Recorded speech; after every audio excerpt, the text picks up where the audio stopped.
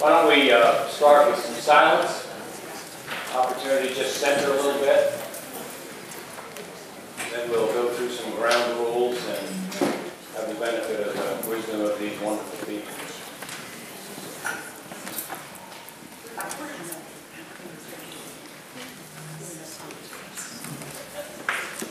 It looks like I'm excluded from the conversation. So, would you repeat after me, please? Repeat after me. Be still and know that I am God. Be still and know that I am God. Be still and know. Be still and know. Be still. Be still. Be. Be. Well, we're very happy you're here today with us. By the way, I stole that exercise from Richard Rohr, so didn't get it out. This is, as you know, our first annual symposium on Benedictine Spirituality. We had a very, shall we say, unthought-provoking talk last night. I finally fell asleep at 3 o'clock, laying in bed with my eyes like this, saying, oh my goodness, what does the woman just say? But this morning, we're hoping to dive a little bit deeper into Benedictine spirituality. And this is your session. So while I have a handful of questions, I have way more questions than we're ever going to be able to get to. We're going to ask you for your questions quickly into the discussion. And so you should think about that. And again, as we said last night, we're asking you please to ask a question and make it as brief as you possibly can. And think in terms of what will edify all of us. What can we all learn from your question and the answers we're going to get. We've got 2 microphones that are going to be passed back and forth so that we can get those answers. Again, the goal here is to explore a little deeper what in this 9,000-word document that is now 1,500 years old and still as actively used as it was 1,400 years ago. What's in here for us? What's in here for those of us in the pews, those of us that are not in monasteries? Friends of St. Benedict is not about making monks and nuns. Friends of St. Benedict would be thrilled to death if someone felt the call to the monastery. We'd love that if it was something we did, one of our programs led you to the monastery. But it's not the core business of Friends of St. Benedict. Our core business is essentially saying there's so much in here that can help us in this walk, in this path, as Sister has called it. I've heard it described, and I've used it myself, that it's the rule of St. Benedict, but it's really the rule of Jesus of Nazareth. I mean, this is Benedict's guide for us to follow Jesus. It's not Benedict's guide for us to follow Benedict. And that makes it very applicable to us, very usable by us. So we're going to talk about some of the mechanics here. We're going to talk about the daily office a little bit, the Lectio. And we're hopefully going to get the benefit of our panelists, who I am not going to reintroduce other than to say you know Bishop Mariann, who was with us last night, who has begun to set fire to the Washington, D.C. area and its churches with some of her programs and her energy. Brother Robert Sevensky is the superior of the Order of Holy Cross, which I am told, by the way, I said last night, has 4 houses in the United States, and I'm wrong. There are 2 houses in the United States, one in Canada and one in South Africa. Brother's been a monk since 1986. This is a Benedictine Episcopal community in those 4 houses, based in West Park, New York. And Sister Joan, you already know. Who's been a monastic since 1952. Right. I wasn't going to bring that up. We can't, however, Sister, start anything without at least referring back to last night and to ask some questions. And I would like to kind of lead in with the question I asked poorly last night about how we have this discussion. Mariann is bishop in a church that is having lots of discussions about God and our role in this world as God's children. And Robert and I were talking just briefly a few minutes ago. I'm very active at the Cistercian Monastery here in Berryville, very conservative Cistercian monastery here in Berryville. And I asked him whether these kinds of questions come up at the monastic in the monastic communities as well. I think sometimes we have this feeling that monasteries are just quiet places where they pray and don't have these conversations, and of course they do. And of course, Sister Joan raised the issue last night. For those of you who were not with us last night, I'm about to give you the Cliff Notes summary of Sister Joan's. Yeah, I knew you would. I knew you were gonna just say. Here's what I heard last night. What I heard last night was that we should stop looking for a God that does things to us and for us, and begin to look for a God or understand a God with whom we are a co-creator. Huh? Very good. Sister says very good, young man. It would not have been a good start. And Sister, well, never mind, you get it. Okay, Sister, let's be blunt. It's a controversial statement. How do we get this kind of thing discussed in our churches without it being so controversial that we never really get to the question?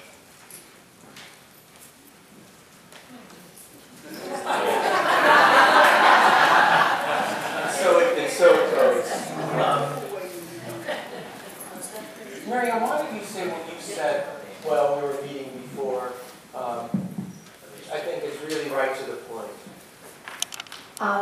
Reflecting on this conversation driving home with my husband, what he said to me was, well, people in the pews are already having this conversation.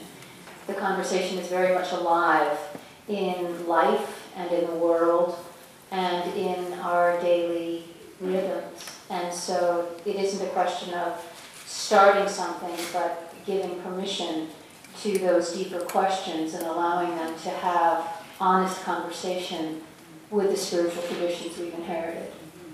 And I would add to that too that I don't know in my own spiritual life that I will ever stop looking for a God who does things for and to me. I mean, that will always be part of my spiritual legacy and DNA.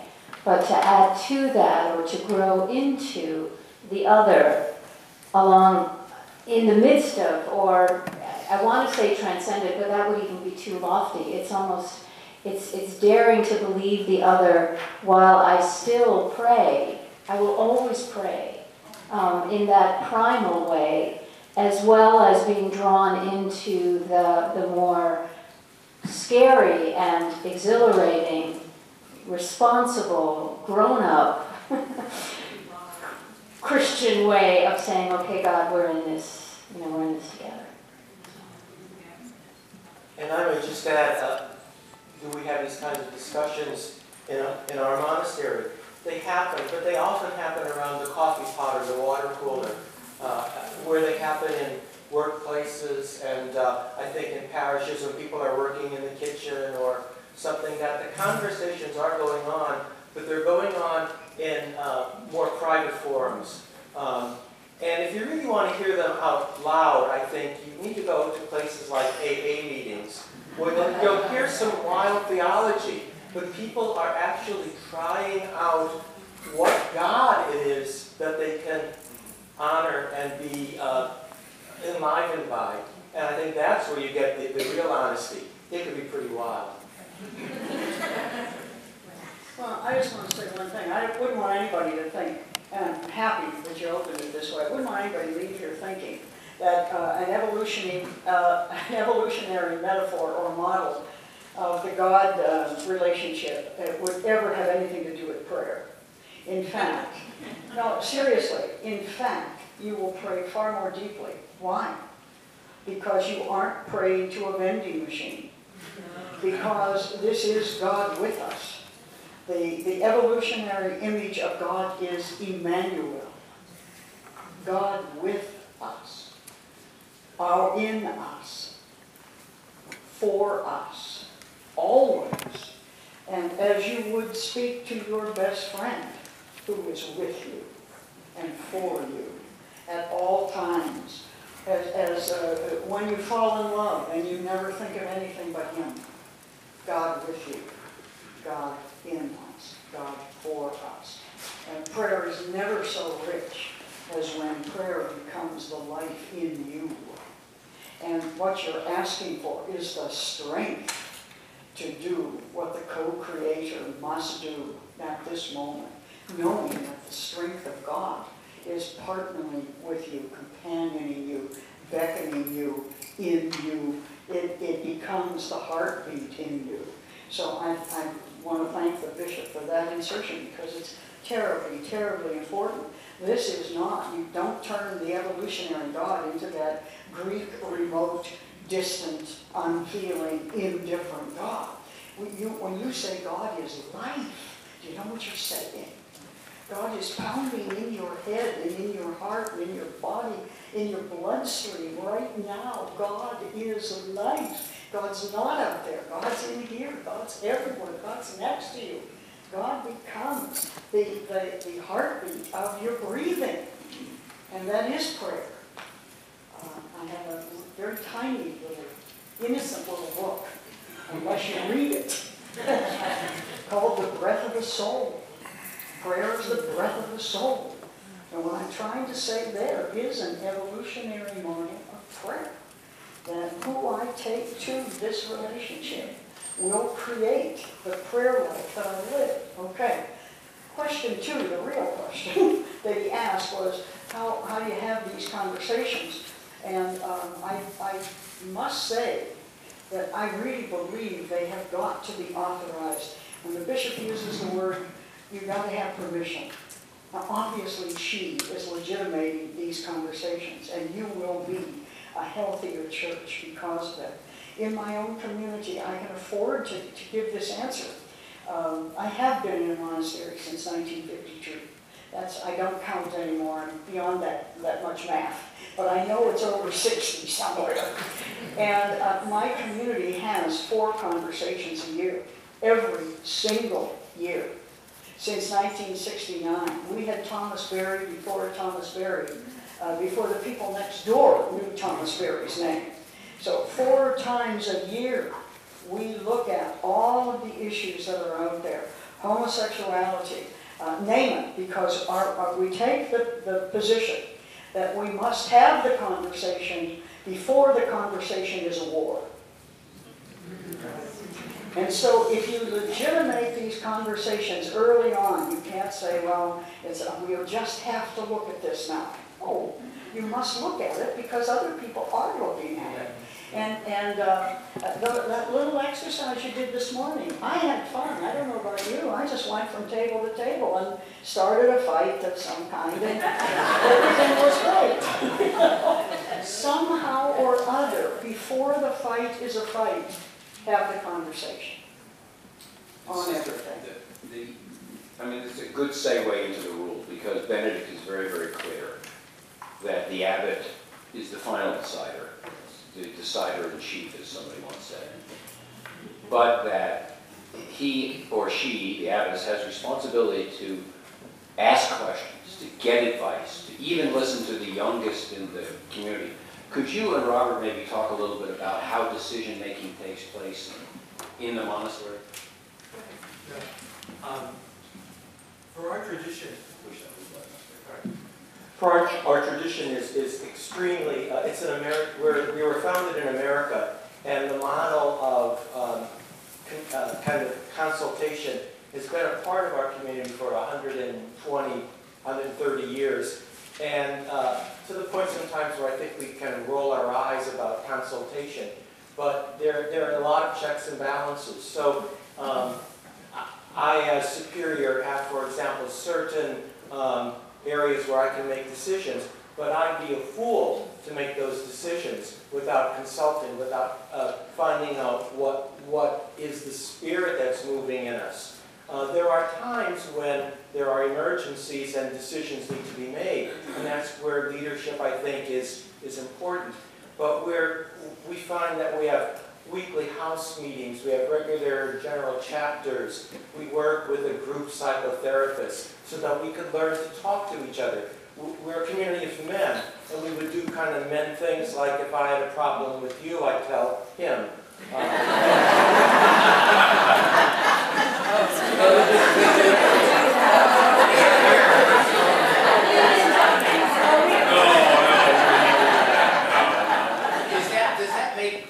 Isn't this a component of the rule of monastic life that we can learn from? Oh, I think there's no doubt about that. I'm sorry. Please use the microphone. I said, I think there's no doubt about that, that this is a gift to every century. When I hear a statement like this, I love it. We were born in America. We were founded in America. It's been 120 years of the tradition. Well, I'm here to tell you, we were born in Eichstätt, and before that in Austria. Our grandmother house opened in the year 700, and about 10 years ago they elected their 99th abbess for life. They founded the community in Eichstätt, who founded us in the year 1000, they founded Eichstätt in the year 1035. Eichstätt is still a functioning community every single day, has never been closed. And they founded us in 1852. We came to the United States at that time. Point. We bring a very German mentality and tradition. You have been to Heidelberg and you shall enjoy it. That tradition, and even in that tradition, this has always been our model. Always. And Mariann, you appointed a canon for congregational vitality. I think I've got the right title. Is that what this is part of too? Is this asking questions and getting feedback and finding ways to revitalize parishes and congregations? I'm still back in the question of obedience. And all of you sounded very Episcopalian, I must say, because the way we discern truth, of course, is so very messy in our tradition, and messy in the human way, a combination of American democratic principles infused with discernment that is through and with one another, and yet authority structures that look very authoritarian. You know, I'm a bishop, and so there's and I often think that, particularly when the Lutherans and Episcopalians were having our coming together conversations, and the Lutherans were so scared of what Episcopal bishops could do, and I thought, wow, if only we had the authority they thought we had.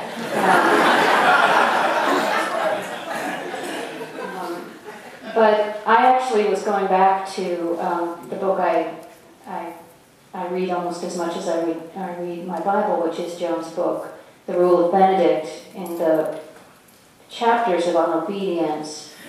And there's just a few lines that I think, for me, and then I'll get to your question of congregational vitality in a moment.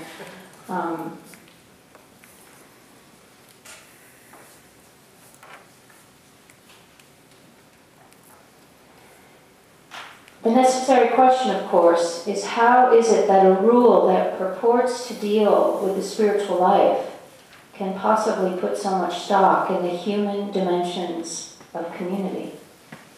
Obedience to God is imperative, yes, but so much emphasis on obedience to a prioress or abbot, a bishop, to leaders whose mundane lives are as limited as our own, almost seems to make a mockery of the very concept. If this is a life centered in the call of God, then why so much attention to the human? The answer is, of course, that the human is the only place we can really be sure that God is. It is easy to love a God we do not see, but it is more sanctifying to serve the God we learn to see in others. And I believe that as Christian leaders, wherever we fall in organizational structure we find ourselves in, we need a broad repertoire of leadership tools at our disposal. Sometimes, as you were saying, Brother Robert, we absolutely must be firm, and just because the situation demands it, and if you can't make a decision in that moment, you're just milquetoast. But on the other hand, if you cannot learn and listen and struggle and discern, then the very people that we are called to be in community with will not feel confident in whatever decisions are made. And the agony, of course, is when we must move ahead without clarity and consensus. I mean, there's nothing more painful. And then how do we draw upon all the skills, all the resources within our means to stay in community to the degree that that's possible when we're called to make a decision when there isn't complete clarity. And we see that played out on every level of our society as well as in the church. And there's no getting away from the pain of that. It's part of the privilege and the burden, I think, of leadership and also of human community. And pray God is with us in that, as Joan said, that the birth pangs of that is why we're here, and to walk in faith. And then the very next chapter, of course, is humility, which is a very helpful spiritual practice as well. The monastery I mentioned in Berryville has 14 monks, and recently they decided to paint the monastery.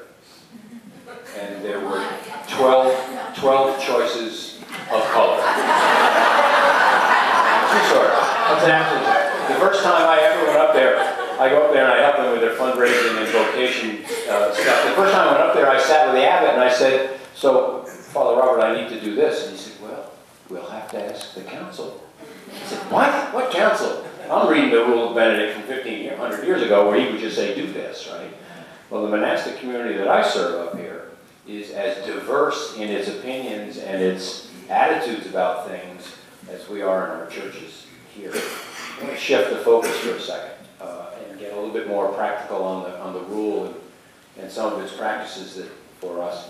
I was struck last night after your talk, Sister, I think it was about 2:45 in the morning, and I remember something that Thomas Merton said towards the end of his life. He, as you're probably all aware, Merton had made a pretty deep dive study into Buddhism and the religions of the East. And he's having a discussion with somebody, and I can never remember who it was, but he said that he felt the essence of religion and spirituality was, now hear this. And the person he was talking to said, "Huh? What does that mean, now hear this?" He said, now is now. I can't do anything about what's happened in the past. I have no idea what's going to happen in the future. I have now. Here is not H-E-A-R, it's H-E-R-E. Here, it's here. And this, I guess what we would say today is that Merton had enough study of the concept of mindfulness.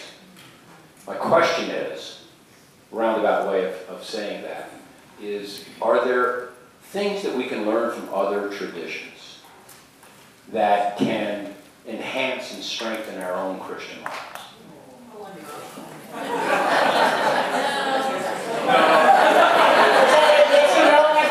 Next question.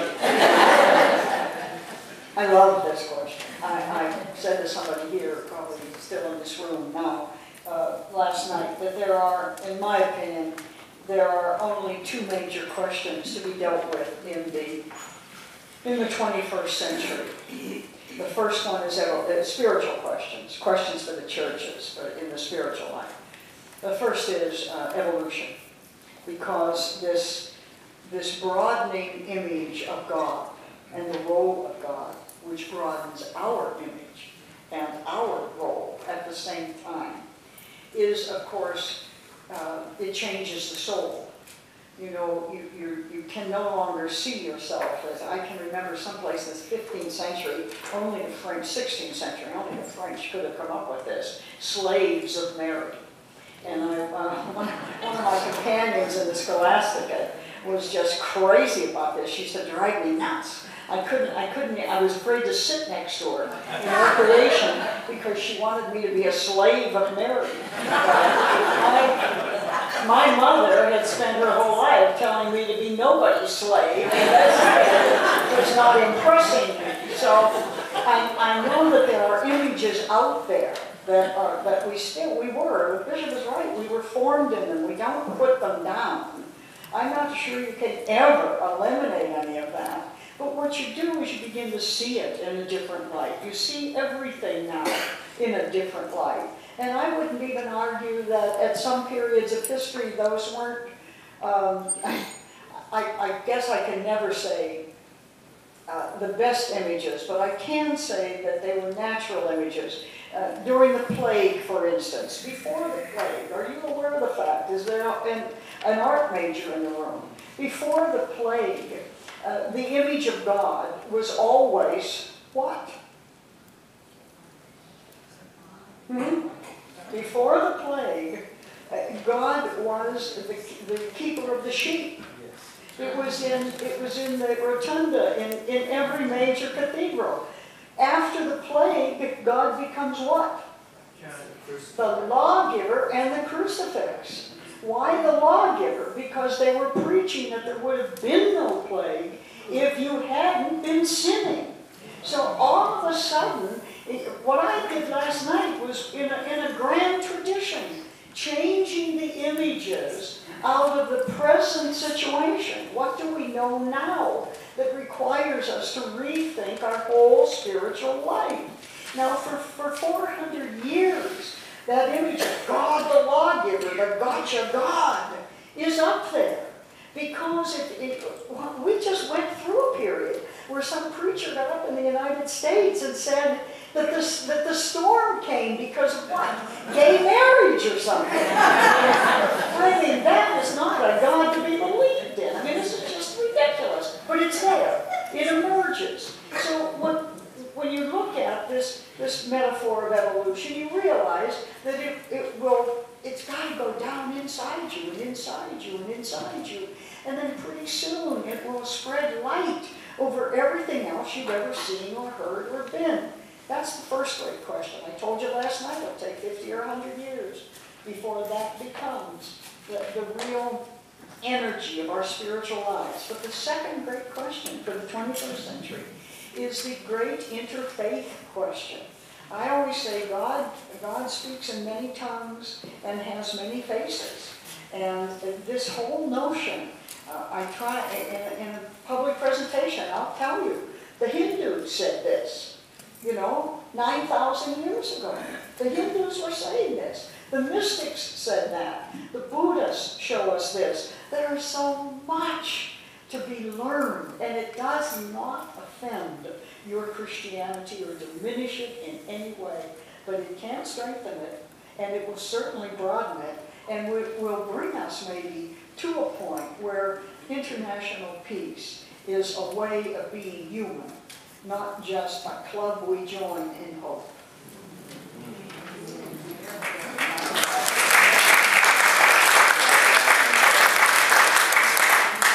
I just want to add one thing to what you just said, and that it will take time. I was thinking about your talk yesterday and how you're offering evolution as really another lens or framework to understand the human experience, the Christian experience.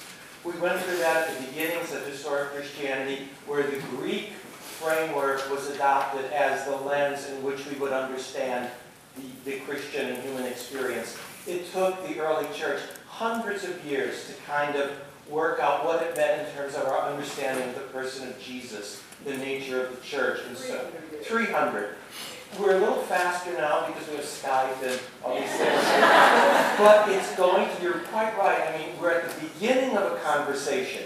That these conversations are taking place, but we are at the beginning of a conversation that's going to take decades, a century, or more. And so the task is, how do we keep inviting the openness and not move to premature closure?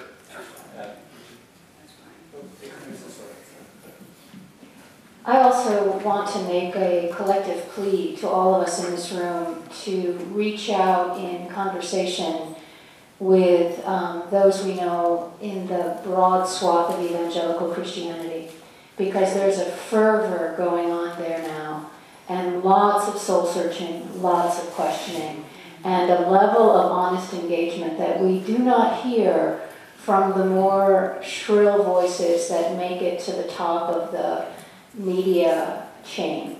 And it's being, and I think that for the first time in my lifetime, and I came to faith within evangelical Christianity, so this is a world I know well. I know its gifts and I know its prejudices very, very well. But there is an opportunity for us to be in conversation and to have conversations that could help tip this country in a more creative way, spiritually speaking. And there are just tremendous resources that evangelical scholars are bringing to the fore now, many of them younger, by the way, and recognizing that that the struggles of their parents and their grandparents are not their struggles, and the questions are not their questions, and that and yet the spirituality their spirituality was formed in that cradle, and rather than just writing that off as the part of Christianity we want nothing to do with,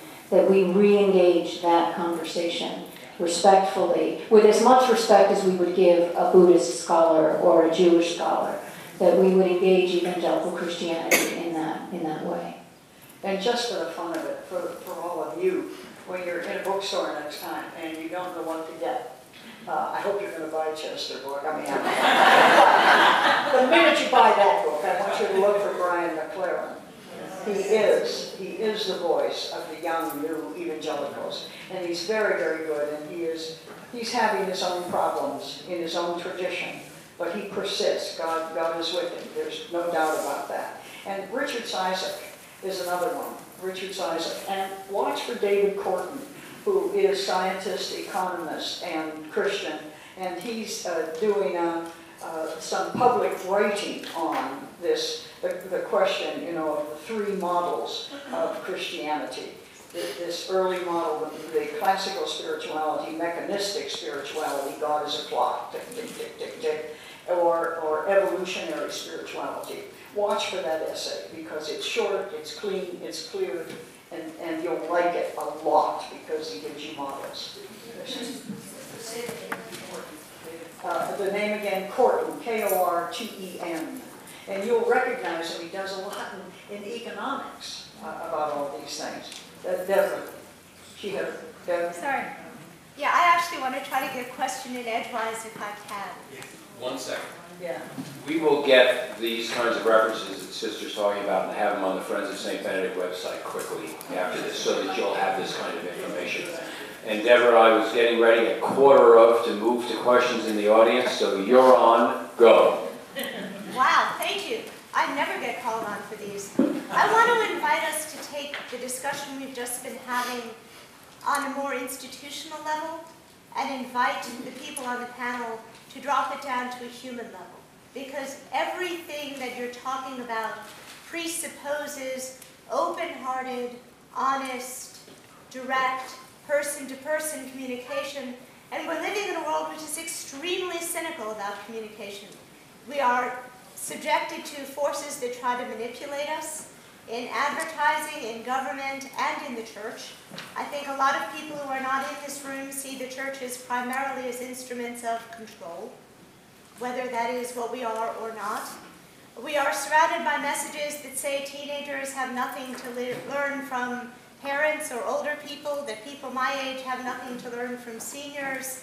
And we're so lost, we have so far lost the ability to hear one another that people sit in the same room and text one another rather than coming to the table. Or they sit at the same table and text people who are not present. So my question is, spiritual exercises, what can we do, what can we introduce to the people we know that will help open our own hearts to the point where we're capable of engaging one another at this level? You're finishing something that communication theorists, that communication theory and social psychology are my professional discipline. Many of you already know that. In the late 60s, the communication theorists faced the problem you just stated. And it was a major one called the demassification of culture. Up until the late 60s, when you could name, literate people could name the major newspapers in the country. You went through an airport and stopped at a magazine store. There were 3 to buy: Newsweek, Time, and Life, something like that. Now you go through an airport and you're a boater. You go into a magazine shop. There are a minimum of 20 separate magazines on boating. There are a minimum of 25 news magazines. You can buy Harley-Davidson motorcycle magazines up the kazoo. I mean, there are that many of them. They're selling to somebody. What should we learn from that? You learn that the answer to that question. I'm not sure that you can count anymore on genuine, except for people like Bob and I. I mean, we live in institutions that are built around that. And these conversations will sweep the entire order within a year or two. Almost no other institution is functioning like that. So you have to stop being so committed to the notion of everybody talking about the same subject at the same time, in the same way. Seeing so many of you last night in that church and this morning. I mean, this is, you live in a very rarefied condition here. Somehow or other, this place is healthy. This is right. You won't find this in small towns, in their churches. You'll be lucky if you find them in the building. So what am I saying? That you'll have to demassify these conversations. You can do it with, you know the most insidious, subversive thing going on in this country now? Reading groups. The revolution is going, the revolution is going on. It started with women's groups. They called 5 or 6 people together. I got a book. Why don't we all read it and talk about it? Now, I'm telling you, it's like communist cells. You should read my mail. And it all starts out, hello, Sister Joan, I'm 84, and I have a reading group. And we read your book, and you said, and we think that means, is that right? The mail is by the thousands. You have to function. Those of you in charge of groups must lead those groups to these issues. And those of you in charge of parishes and formal groups must follow the kind of model you saw last night and that you see this morning. Bring them together around a reading. See what happens. Don't worry if everybody doesn't come. Margaret Mead wasn't wrong about that. She said only small groups do anything. That's all. Never worry, she said, that only a small group is attending, because that's all that ever has. This American notion of getting everybody in line and giving them the right answer is over. This is grass now, growing up through cement. That's what you're doing. You're planting grass under cement. And when you get enough people, this many people, you have a revolution. So keep your sights human. I think the pastor there is exactly right. At the individual level, you must learn to work in small groups. And then someday somebody comes along like these wonderful people. I bet every one of you, I'll bet 75% of you at a minimum, are already in some little group, and half that group is already here with you. This, by the way, is exactly what Friends of St. Benedict is all about. What our role is to help you at the parish level or at the individual group level or your friends level see this rule and Benedictine spirituality as something that can bring you together, that can give you the opportunity to have these conversations. And the great thing about the Benedictine Way groups that we have here in the DC area and elsewhere is these conversations take place all the time. And there's no desire or requirement that everyone lockstep in belief. The rule gives us the opportunity to explore things, especially our spirituality. Yes? Yes, I wanted to take it down to yet another level, partly in my professional life now and in my previous life, is working with children, families, youth, bringing this into the home.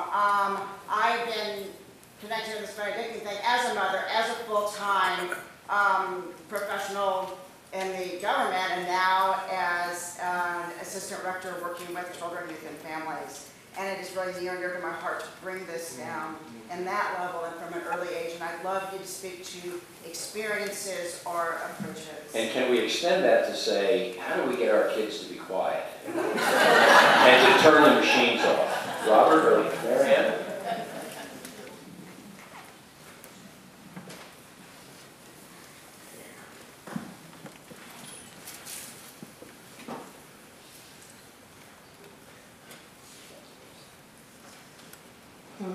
I don't know that we get our kids to do anything.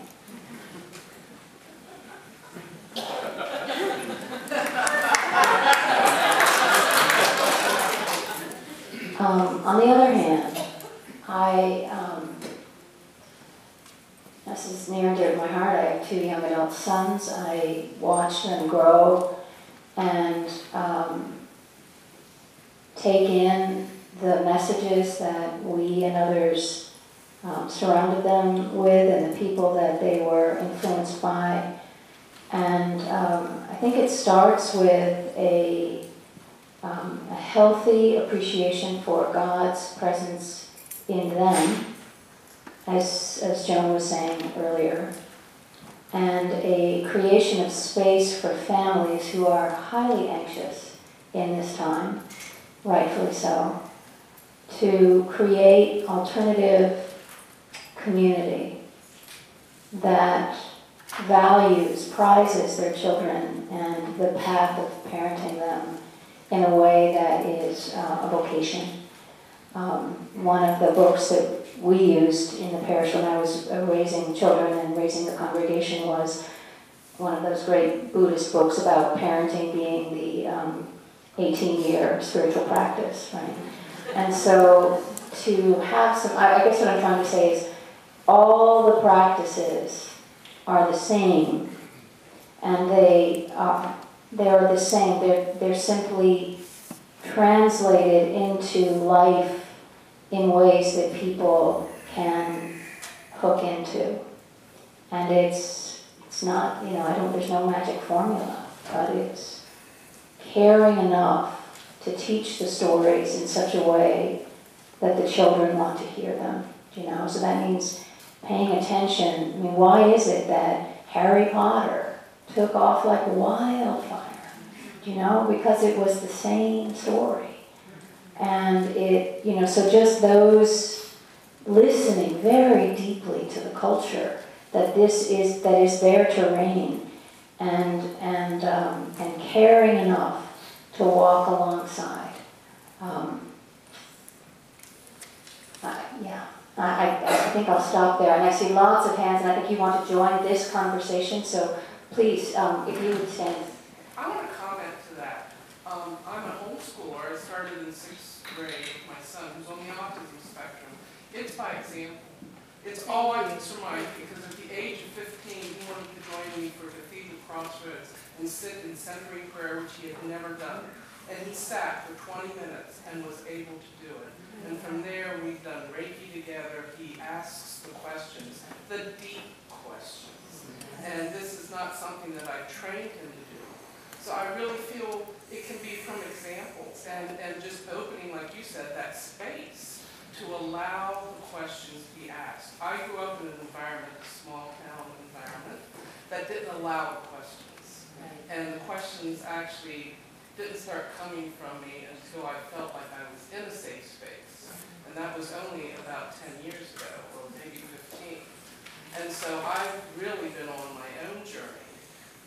And he has seen this model. Is all I can figure, is that he is watching me. As a lot of people on the spectrum, that's how they learn, is from the modeling that's being done. And so he has found that it's a safe environment to ask the questions because I've always allowed it. And so he's been exposed to Buddhism and Hinduism and Judaism and, you know, whatever I'm looking at the time, whatever I'm reading, that's what he's been immersed in too. And he just embraces it. I think probably it's only by example. You know, it's not, it can be by example, it is only by example that our children see it. You know? Well, see, I'm trying not to be a dualist, so I would say it's Well I would like to just kind of make a plea here for ritual.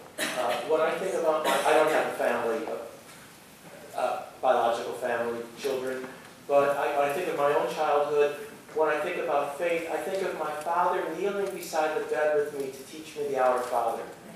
And it was him kneeling there next to me night after night that has made the words alive to me. I didn't know theology, Father, but it worked. I think maybe I was a proto-monk, but that's another story. I think there's also the extension on the ritual thing is the idea that we could ask our children to just sit quietly for a period of time. They might see you praying the office. I mean, my kids for 30 years saw me praying the office. They would usually say to me, "Oh," and move on. Yeah. But eventually I got them to the point where I would say, "Why don't you just sit down and be quiet? We don't have to read anything." And sometimes they actually did it. And it occurred to me a long time ago, like, God, I wish I had started this when they were 4, 3. Think about how much more peaceful our kids would be if they had started their day in silence. If they had been taught to do that. There's somebody over here who wants to join. I just want to add one question or one sentence to this. I do think there is a role and room for teaching a protocol of silence. Like, it bothers me a lot to see people come into the room wired, things in their ears all the time. I do think it is part of the parental task to say, at supper you don't do that. When the family is in the front room, you don't do that. I watched my own cousins do that with 2 boys, and I thought it was extremely healthy to teach some sort of a public protocol of being wired. You can't go into a restaurant anymore without hearing the cell phone conversation. I've noticed that some restaurants are now saying, "No phones in here." I think there's a place in the family to bring children up very early. We used to do it, we'd say, "This is the way you blow your nose." Well, this is the way you take a telephone call.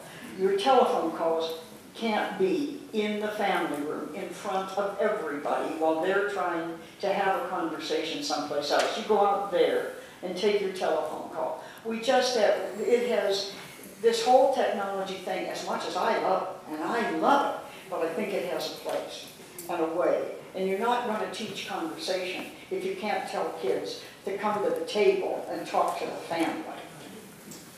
Yes. I'd like Sister Joan to comment about her own motherhood, or her own mother, and what influence you had on your life. I think she asked about your mother and the influence she had on your life. Oh, it was huge. I mean, it was huge. I'm an only child. I got an awful lot of attention, and it was that the woman who spoke about being homeschooling. My mother didn't homeschool formally, but she homeschooled me. And she edited every single thing they told me in school. In our family, we don't believe that, Joan.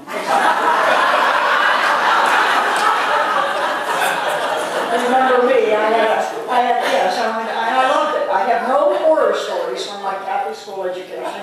I love the sisters madly, and that's why I am where I am. There's no doubt about that. Having said that, the sisters taught me, my Presbyterian father and his entire family were not going to go to heaven in 2nd grade, and I write about this in several places, how I left school very early that night to get home before my father, because the first question was always, "And what did you learn in school today, Joan?"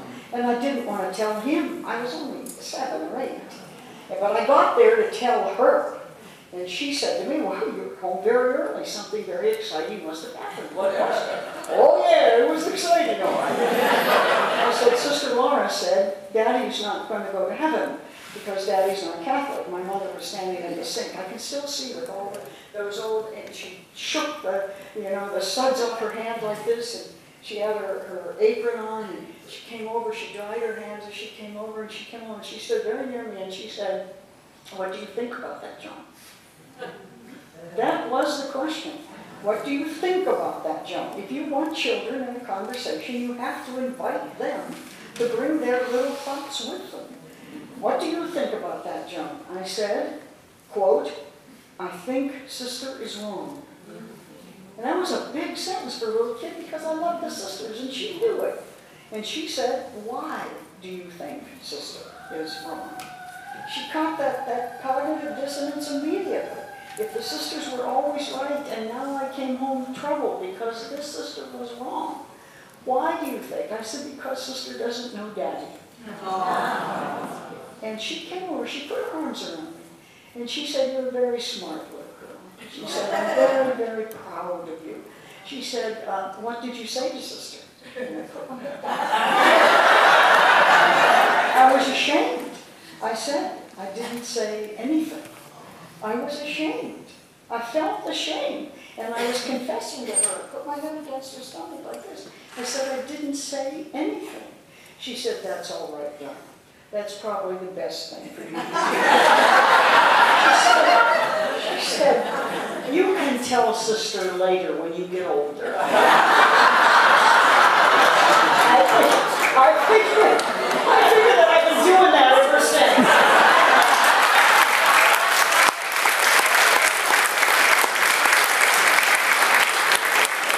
Yes.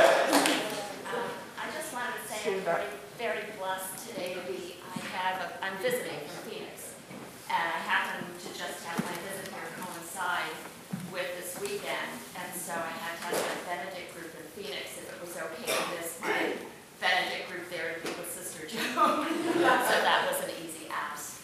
The one thing I wanted to say with respect to children is in Phoenix I actually attend an Orthodox church. And those liturgies are 2 hours long, and this particular church is packed with young families, with children, who sit through an hour and a half of an Orthodox church service, and in the last half hour, they go off to Sunday school. I don't think in an Orthodox church you can see any children plugged in to anything. Some of them are coloring, but it is literally all ages in that church, and it is stunning how many young families and young children are in that church. And attaching on to that, I'm kind of new to, I think it's my second year in a Benedictine group, but my background is Eastern Catholic and now Orthodox in the great, what would you call it, suburb of Erie in Cleveland with the Eastern Catholic nuns there. And I felt so much in what I am reading in Benedictine that seems very reminiscent of the more Orthodox faith, where there is a lot of emphasis on mystery and very little emphasis on answers. And reading Gregory of Nyssa and reading the Desert Mothers and Fathers, I wonder if you might comment as to those, going back to those connections, because I've seen so much of that there that was so much a part of me as a little girl and so much a part of my faith walk. Well, the only thing to be said about that is the Eastern churches are more contemplative and liturgical by nature. I always say there are two major theologies. One is transformational, incarnational. And so when people got all upset about sisters leaving the old medieval dresses, I would always expound on this theology. There are two kinds. One is transcendent, the other is transformation. Jesus was incarnational, transformational. On the other hand, the Eastern Church, even in their music, in their liturgy, in everything, they witness to the transcendence of God as well as the presence of God. The point I'm saying is it's not either or, it's both and. And the Benedictine tradition is by nature contemplative. however busy we are, when you are immersed in prayer 3 and 4 and 5 times a day, and Lectio in my community twice a day, that focuses you, it centers you in the contemplative, and that automatically takes you back to the great questions of the Christian tradition and the Eastern thinkers along that path. It's part of being Benedictine. There isn't any doubt about that. It's moving lower and lower and lower and lower and under and under and under and under till you get back to those early questions, which is, who do you say that I am?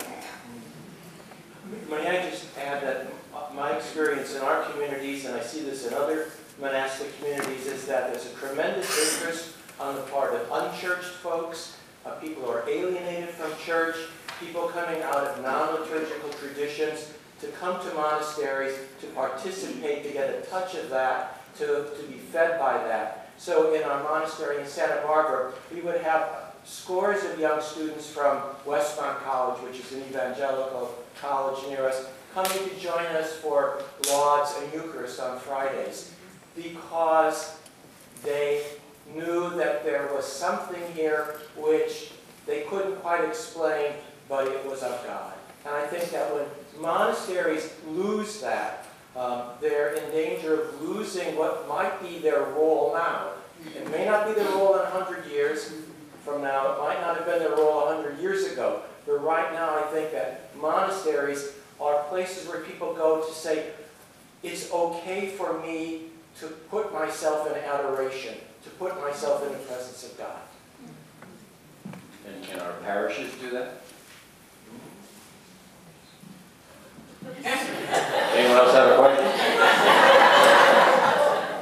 Actually, this is a parish-related question. Back to the earlier conversation about what people are talking about theologically around water cooler and small groups. As someone who leads liturgy, I'm increasingly aware of the distance between the way the church does liturgy and those conversations. I mean, we still walk in and the ordained people are up there, and our voice is the voice that gets heard, and the ferment that's going on doesn't seem to have a voice in the liturgy or a role in the liturgy, and I worry about this a lot. I just come to be dean next door, so I'm at the home base of imperial liturgy. So how do we liturgize this stuff and make it real in the way we pray as a corporate body? In 25 words or less. Eric, that's for you. I don't think.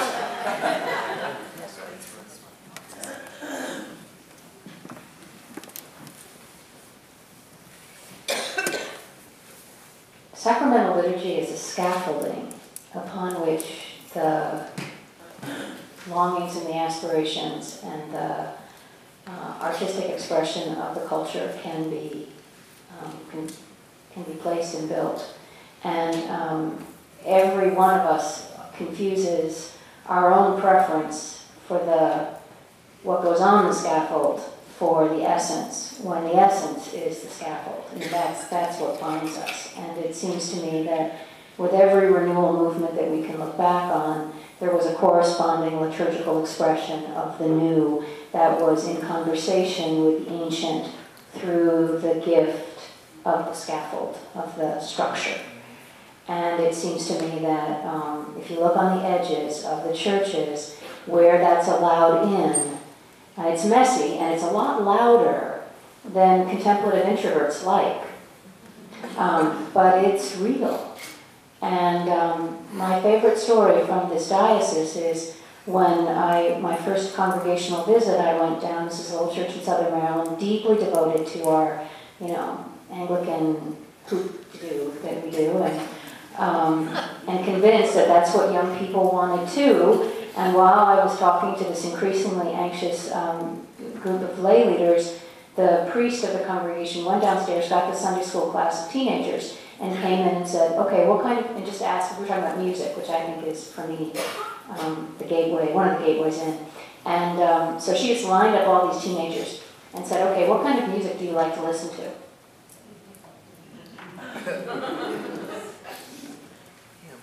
And you can just say in your head what you think they said, right? And all of you would have been right and all of you would have been wrong, because what they said was, if you were to listen to the playlist on my iPod, you would think there were 12 people listening, because my tastes are so eclectic.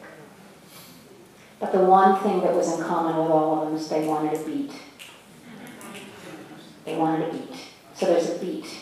That is it. So I think we just have to plunder on. I mean, so I'm right there with you. And but to listen to that beat and to use the scaffolding in way, and to be bolder with our scaffolding and to our conversation with the culture.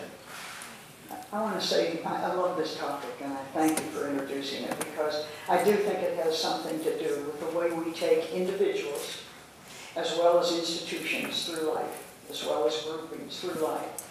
And I would never want to leave a conversation without underscoring the importance of ritual and the liturgy. And I would argue that liturgy